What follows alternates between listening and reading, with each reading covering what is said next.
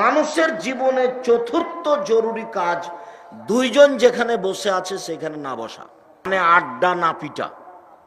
দোকানে বসে, টিভির সামনে বসে ল্যাংটা মেয়ে দেখে অন্তর কলিজা ঠান্ডা করে, চক্ষু ঠান্ডা করে আরেকজনের বদনাম না করা।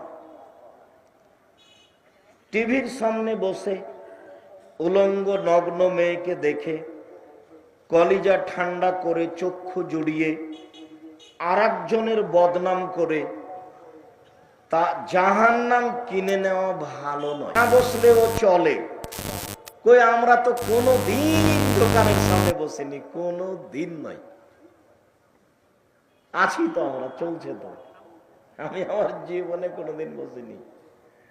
আমি তো চায়ের স্টলে কোনোদিন বসে চা পান করিনি। সম্মানিত দিনী ভাই বোন, মানুষের জীবনে গুরুত্বপূর্ণ কাজ চারটে। তার 4 নাম্বার হচ্ছে দোকানপাটে বসে গল্প না করা। ইবাদতের জগতে মানুষের জীবনে সবচেয়ে গুরুত্বপূর্ণ ইবাদত হলো হালাল রুজি। মানুষের জীবনে তৃতীয় জরুরি কাজ হলো কোরআন তেলাওয়াত। এই কথা নিয়ে কথা এসেছে, কোরআন তেলাওয়াত।